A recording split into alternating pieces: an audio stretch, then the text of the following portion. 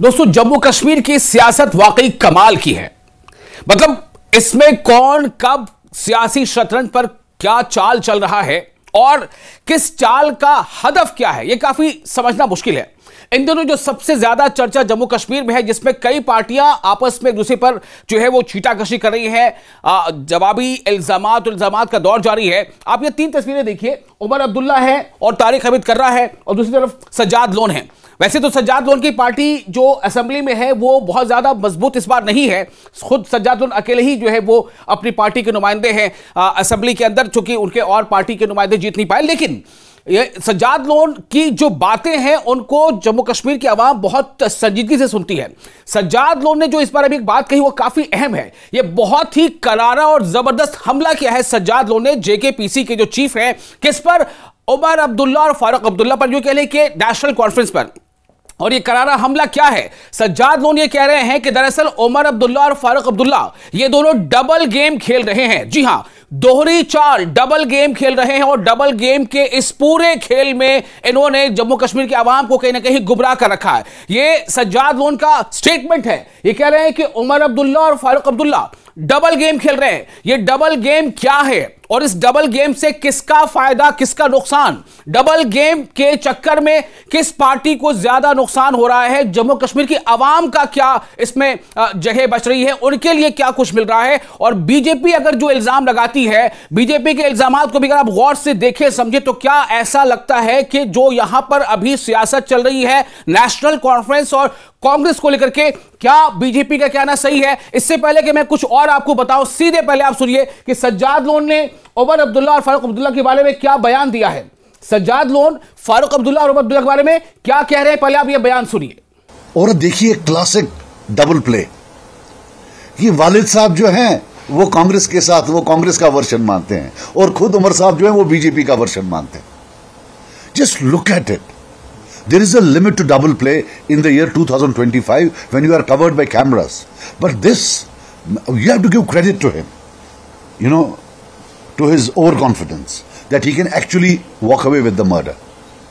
क्या कि मेरे वालिद साहब जो हैं वो मानते हैं और मैं जो मैं बीजेपी का वर्जन मान रहा हूं। जिन लोगों ने इनको वोट दिया इस बात पर कि बाकी सब बीजेपी हैं, I am telling them today,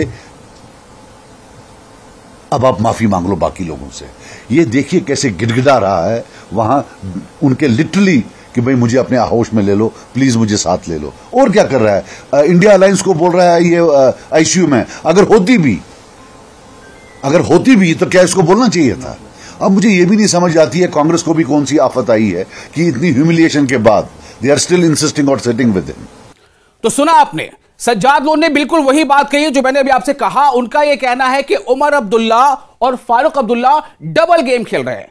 एक तरफ जहां फारूक अब्दुल्ला कांग्रेस का वर्जन जो है वो सामने लाते हैं, उस पर अमल करते नजर आते हैं या उसकी बातों को दोहराते नजर आते हैं, वही दूसरी तरफ सज्जाद लोन का कहना है कि फारूक अब्दुल्ला कांग्रेस की बातें करते हैं, कांग्रेस का वर्जन पेश करते हैं और उमर अब्दुल्ला बीजेपी का वर्जन पेश करते नजर आते हैं। यानी सज्जाद लोन सीधे तौर पर यह कह रहे हैं कि कहीं ना कहीं उमर अब्दुल्ला जो है वो बीजेपी से अपनी नजदीकियों को बनाए रखना चाहते, उसमें कोई कमी नहीं चाहते हैं। चूंकि उनका यह कहना है कि बीजेपी अभी मरकज में है, ऐसे में अवाम के सामने रैलियों में या जो ऐसी जो तकारीर होती है उनमें कुछ भी कहें, लेकिन उमर अब्दुल्ला और फारूक अब्दुल्ला दरअसल डबल गेम खेल रहे हैं और इसमें सीधा नुकसान कांग्रेस का है।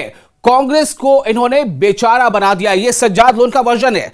सज्जाद लोन ने जो अभी कहा, अभी जो आपने सुना, अब उनका यह कहना है कि दरअसल कांग्रेस की ऐसी क्या मजबूरी है कि वो नेशनल कॉन्फ्रेंस के साथ चिपके रहना चाहती है, जबकि नेशनल कॉन्फ्रेंस बारहा, एक बार नहीं कई बार नेशनल कॉन्फ्रेंस ने कांग्रेस को चीट किया है। फिर चाहे वो सरकार में शमूलियत को लेकर के कोई मामला रहा हो, चाहे जो आंदोलन या तहरीक चलाने का मामला रहा हो, चाहे राज्यसभा में सीटों को लेकर के जो बंटवारा था या राज्यसभा में जो कांग्रेस को एक सेफ सीट देने का वादा था उसका मामला रहा हो, तो हर मामले पर, हर मोर्चे पर कांग्रेस को नेशनल कॉन्फ्रेंस ने चीट किया है। तो आखिर क्या मजबूरी है कि कांग्रेस नेशनल कॉन्फ्रेंस के साथ बनी रहनी चाहती है?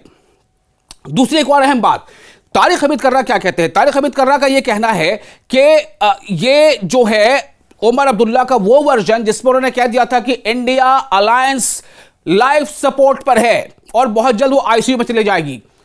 तो उमर अब्दुल्ला ने दरअसल ये किसके बारे में कहा, जब खुद वो मानते हैं कि नेशनल कॉन्फ्रेंस जो एक पार्ट है इंडिया अलायंस का, तो फिर अगर वो इस बात को कह रहे हैं इसका मतलब क्या है?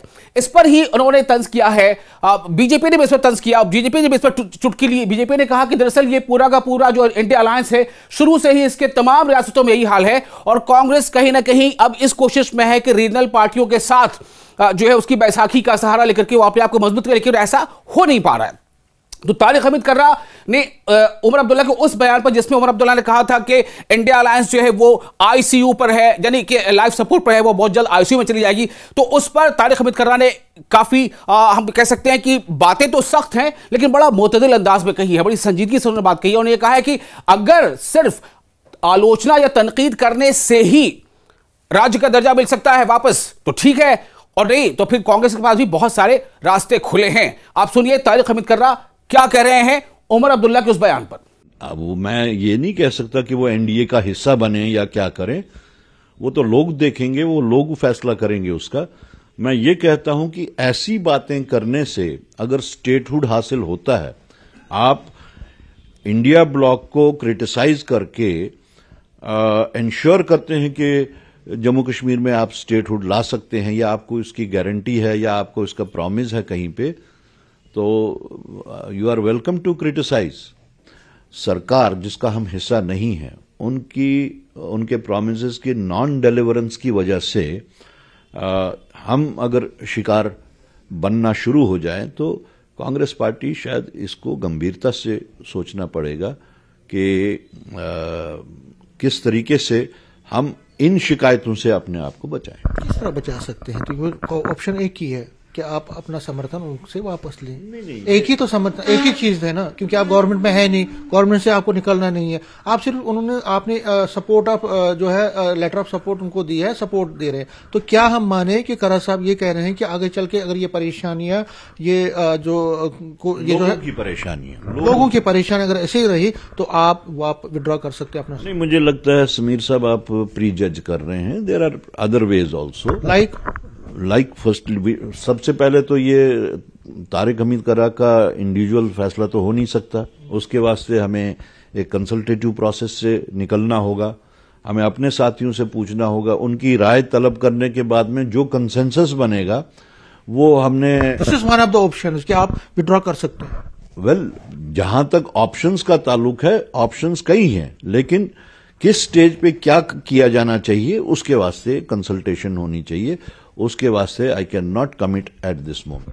तो सुना आपने तारिक हमीद कर्रा का यह कहना है। अब इससे आप अंदाजा लगाएं कि सज्जाद लोन जो सवाल उठा रहे, बार बार सज्जाद लोन ये कहते रहे हैं कि दरअसल नेशनल कॉन्फ्रेंस जम्मू कश्मीर की आवाम को गुमराह कर रही है। आपको याद होगा सज्जाद लोन ने जब राज्यसभा को लेकर के चुनाव हुए थे तो सज्जाद लोन की पार्टी का जो वोट था, यानी कि बहसते रुकन असेंबली, सज्जाद लोन ने उस चुनाव से खुद को अलग रखा था, उन्होंने एब्सेंट किया था, उन्होंने वोटिंग ही नहीं की थी। उस पर भी उमर अब्दुल्ला ने सवाल उठाए थे, लेकिन अब सज्जाद लोन ने जो कहा है यह वाकई एक बहुत बड़ी बात कह दी है कि फारूक अब्दुल्ला एक दूसरे समत में चलते नजर आते हैं, उमर अब्दुल्ला दूसरी समत चलते नजर आते हैं। उमर अब्दुल्ला बीजेपी से दूरी बनाना नहीं चाहते और फारूक अब्दुल्ला जो है वो हमेशा कांग्रेस का वर्जन पेश करते रहते हैं। फिलहाल ये तस्वीर है जम्मू कश्मीर की सियासत की, देखते हैं आगे सियासत में और क्या क्या खेल होते हैं।